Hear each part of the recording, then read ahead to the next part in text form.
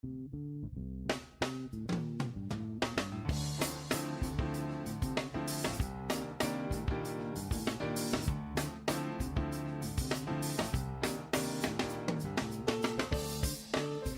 to America's Commercial Real Estate Show, your source for market intel, forecasts, and strategies. Hello, I'm Michael Bull. Thank you for being with us. This show is brought to you by Lumit.com. Check it out if you're looking for financing, especially for multifamily, for senior properties like that. Really check them out. It's Lumit.com. Well, big part of commercial real estate are incentives, right? Tax credits, property tax abatements, and other governmental incentives. And one of the things that we're always trying to do and we're always looking at in commercial real estate is highest and best use of any properties. Well, of course, one of the sectors having some struggles today in some markets are the office properties. There's been a lot of talk about converting these office buildings to residential. We need more residential. We need more housing. We need more affordable housing. But a lot of these buildings are really not suitable. Some of them are. And even if they are, they're very expensive to convert. You know, you're really building apartments, inside of a shell. Maybe you save a year or two with, having that shell and having that building there. So you save some interest carry, but it's very expensive. So it's very difficult in a lot of these places to get these numbers kind of pencil out to do these conversions.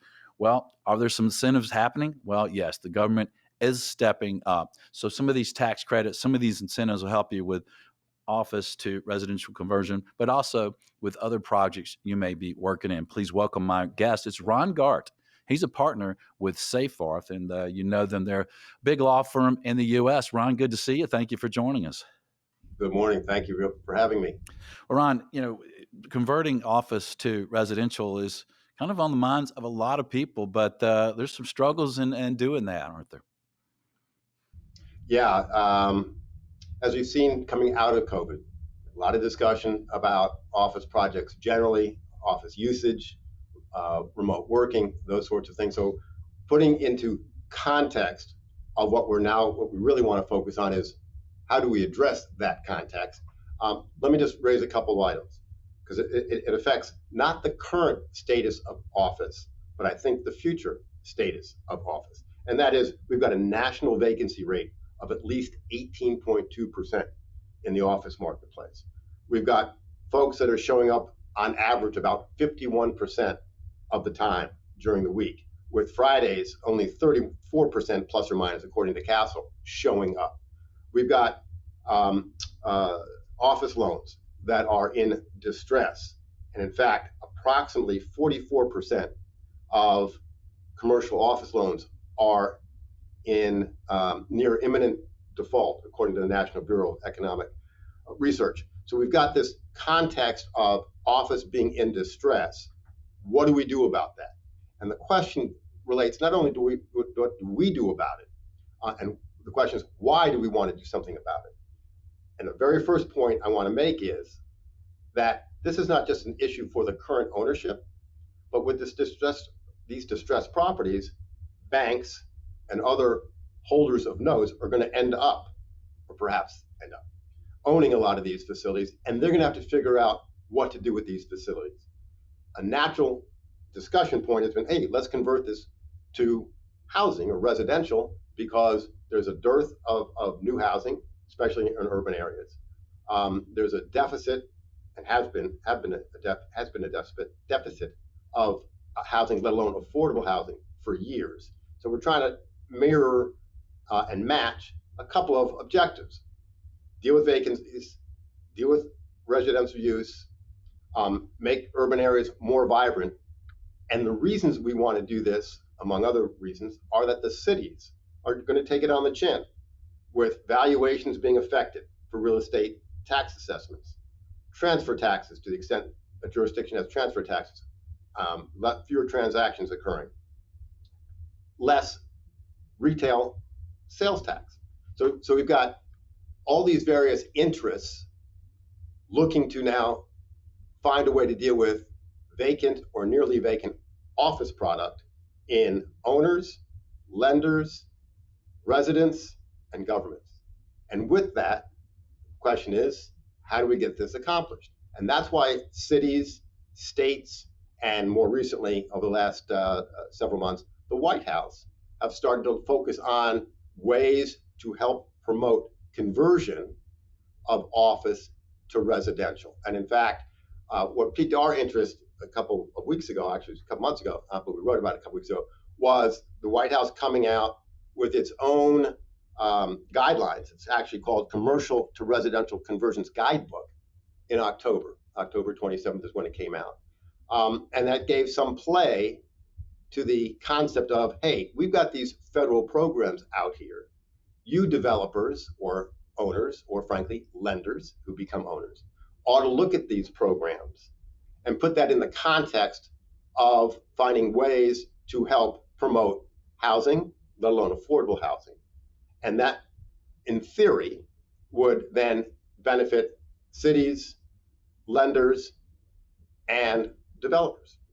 And that's what our focus has become in the last several weeks. And then, of course, there are a number of cities that have adopted their own programs as well, because at the end of the day, with that context that we've got in terms of why we need this, the fact is, and you pointed this out, Michael, is it's expensive to convert office buildings. And not only is it expensive, but not all office buildings are convertible. Floor plates are an issue. Window lines become an issue. So that some properties are not good for conversion as conversion candidates. Those that are, as we discussed, is expensive. Plumbing, fire systems, HVAC systems, all have to be reworked for residential. And the reality is that today, at least, with the marketplace being what it is in terms of lending, both amounts of funds available and sources of funds available are limited. That's the reality that we live in with inflation, with high interest rates or higher interest rates, even if they're coming down. So that the hope and expectation by the marketplace has been that governments, federal, state, local governments, would step in and provide some assistance. Right. And, that's a good point that you make. It's not just a problem for current office owners or their lenders. It's all of us in the community with the reduce in tax income for the municipalities. And then also, if you operate or own or invest in a business or in other real estate, you're around these office buildings, right? Oh, yeah, absolutely. And that's why government should get involved.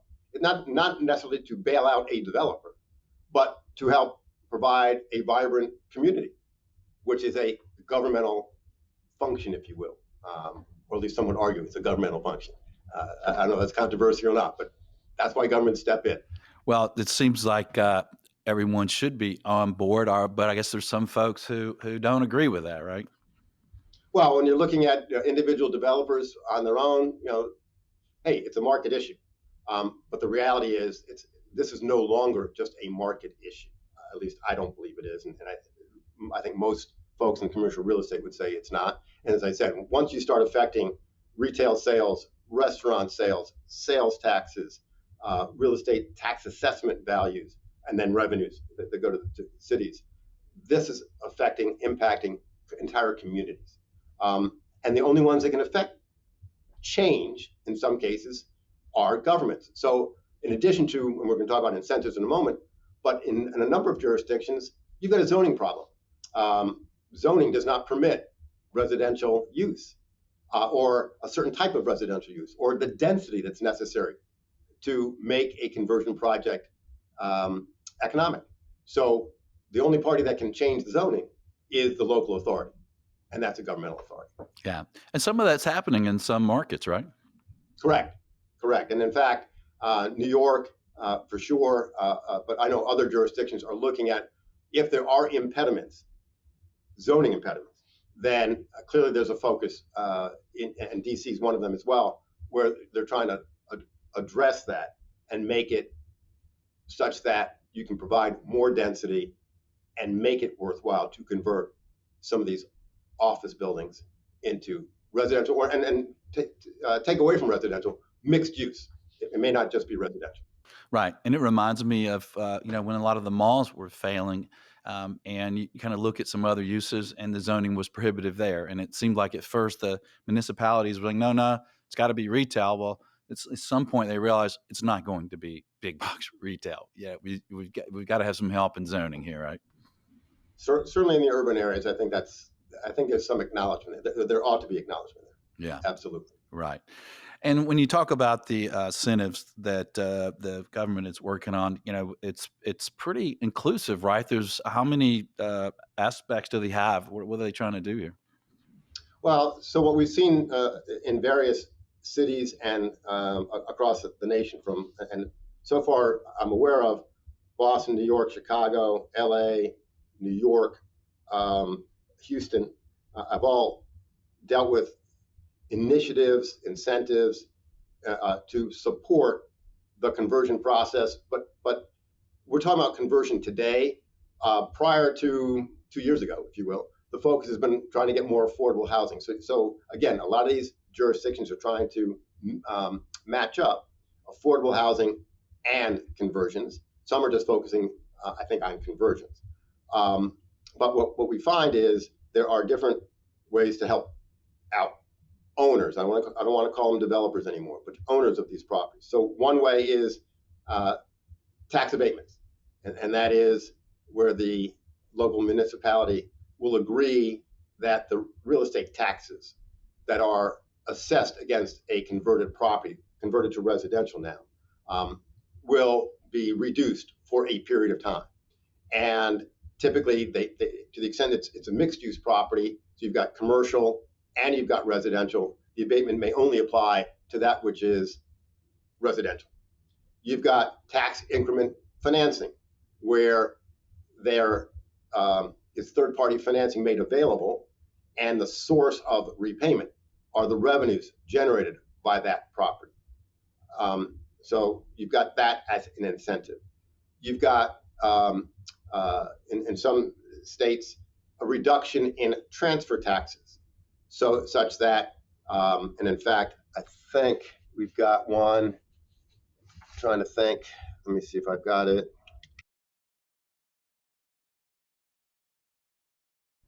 Yeah, I don't have it written down, but I know. Yeah, here we go. It was San Francisco. They're looking to waive the transfer tax, which right now is 6% on transactions over $25 million, so that again we reduce the upfront hit to an owner who's looking to now convey the property. Because if you've got a property that's vacant or substantially vacant, you got a couple choices. You can try to reduce rents to get down to below, we'll call it below market, to attract people and try to generate revenue. You can try to sell it. You can try to demolish it, and you can try to convert it yourself. So at the end of the day, more likely than not, there's going to be a transfer involved, because more likely than not, if you've got a property like that, you don't have the capital to go ahead and make those costs for conversion, and even with some of the incentives we'll talk about in a moment. So you're looking to sell this to somebody else. Well, transfer tax at 6% is pretty prohibitive, especially on a distressed property. Someone's got to pick that up. So to have that waived is a substantial benefit to the purchaser / seller in getting the pricing. So we've got zoning changes, we've got tax increment financing, we've got tax abatements, we've got transfer tax reductions, we've got, in some cases, similar to tax abatement, a pilot program where you make payments in lieu of taxes. And in Boston, for example, they recently launched a pilot program where the average benefit, I understand, is about 75% of the fair market of the residential valuation will be taxed for up to the 29-year period. So that's a substantial reduction on cash flow for that project. So let's see. Those are the primary, we'll call it the local efforts that have been adopted and have been talked about so far. And then, as I mentioned at the beginning, the White House had came out with a statement in October 27th, with this guidebook. And the guidebook follows about 2 years worth of other either pronouncements, policies, where there was a focus by the White House on promoting affordable housing. The difference is with this pronouncement in October. and why there's been such play in the media about this, is that they now added office to residential conversions as a focus for these other programs that are already in existence. So they didn't create new programs for conversion, but they're trying to show the marketplace that there are existing programs that are available that may be used to convert office to residential, office to mixture of residential and commercial, meaning retail, and then, frankly, perhaps other uses. The focus here is primarily housing because it, again, follows that affordable housing bent that the White House had. But there are other programs available that you might be able to convert, say, a warehouse to something else that may be used. Yeah, there's a lot of different uses we're seeing today for some of these buildings. And then some of these incentives that have been included now for office to residential conversion include tax credits, right?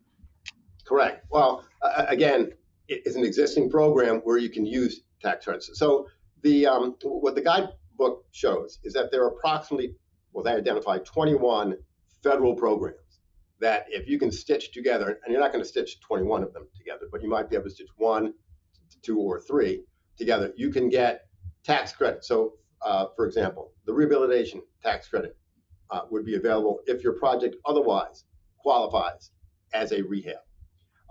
There are, in addition to tax credits, there are loan guarantees that may be available. So the Department of Energy, again, you've got to qualify for energy efficient conversion and adoption of equipment and methods for the DOE program. You've got Department of Transportation has a couple of programs, and they've identified up to $35 billion worth of funds available that may be used for conversion of office to residential. At least that's the focus, if you will, under the guidelines and the guidebook. But the fact is, these programs exist, and the focus there is to generate transit-oriented development in an urban area. So you're tied to either a transit station in one program or bus stations or other avenues of public transit-oriented facilities, and nearby, and in one program, it's within a half mile of that particular station.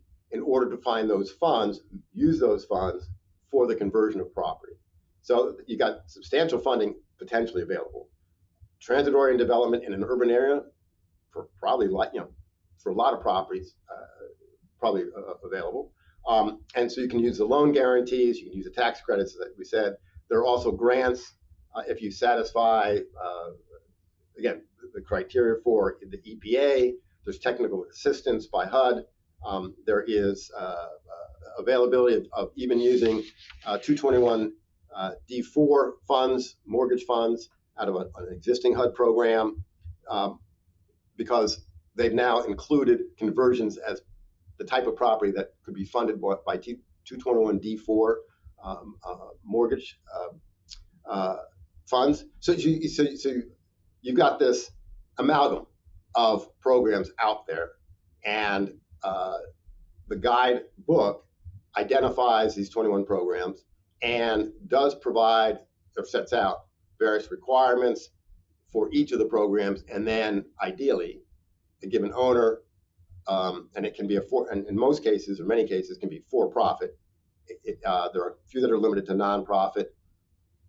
There are others which I'll get back in a minute, just go to governments. But the point is, you can look at this guidebook in one place and identify up to 21 programs, some of which will work for your given project. Yeah, and one of those is about 10 billion in grants, right, from HUD, and Right. grants are interesting. That's money. That's kind of like what my children ask for me. It's just a grant, right? It's like, give me some money. Well, you're a nice dad. I mean, what can I say? But yeah. So with the grants, generally speaking, they're going to come through community development block grants that will go to the cities and localities, from which you will then apply if you're a private owner And again, try to use those resources, assuming you otherwise satisfy the criteria for the community development block grant in your locale.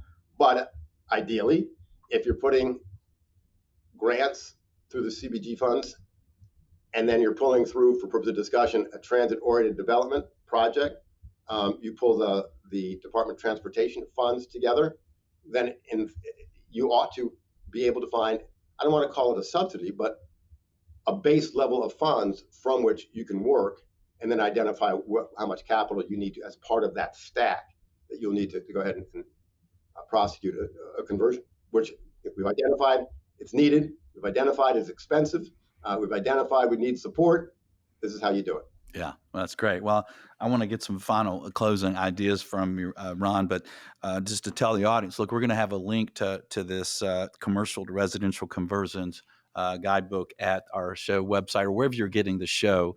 Most of you are getting it Apple Podcasts or something. So in the show description, we'll have a link to the actual report. If you just want to Google it, Google commercial to residential conversions, White House, and you can see the report. So, Ron, what would you leave our audience with to think about regarding these incentives for these conversions? I think under the current circumstances, everyone ought to be looking at these incentives to see which ones apply, how you can best effectuate a conversion. We're going to need this. Cities are going to need this. We haven't discussed the urban doom loop, but the reality is that there's a very real concern that if we don't address this conversion to residential and mixed use, transit-oriented development type projects, the cities are going to be in a world of hurt. And it's not just the current private developers that are going to be affected. It is the cities, it is the lenders, it's a whole community that we're trying to address. So we've got to look at this now, be creative, and be active. Yeah. So city planners, governmental folks, and people who care about their community really should probably get on the bandwagon right here and help, because some of these incentives are just locally based, right? Like the transfer tax and some of these credits. Yeah, I suspect that cities will try to adopt more than one. That they're going to have to. They're not yet seeing the loss of revenue. It's just starting to happen now as the new assessments. And remember, some jurisdictions you're reassessed every 3 years. Some it's on an annual basis as of January. So this January, they're going to look at these properties that are substantially vacant, and those values are going to come down. Yeah. Yeah. And then not to mention, on top of that, they've got all the other property sectors that just the doubling of the interest rates have caused those values to come down some as well, regardless if they're performing well, with insurance costs going up and net operating incomes kind of being stabilized or reduced, and then you take the factor of interest rates being doubled, some of those values are down too. So I guess tacking office as municipality and as a community is probably the easiest button, the biggest one to hit today, right? And we're already in a reactive mode. Now we've got to get ahead of it as Right. fast as we can, in my opinion. Yeah. Well, good point, Ron. And thanks for sharing this with our audience and around the country. Thanks for being on the show. Thank you. Great to see you again. All right. And thank you around the country for joining us. Please share this show. Let's get the news out there about these incentives, because this is something that can really help us all, regardless if you own an office building or you're a lender. It impacts all of us with tax revenues for our communities, with the businesses and real estate around these office buildings. So get out there and spread the word. And until next week, be sure that you always lead, learn, and laugh, and join us for America's Commercial Real Estate Show.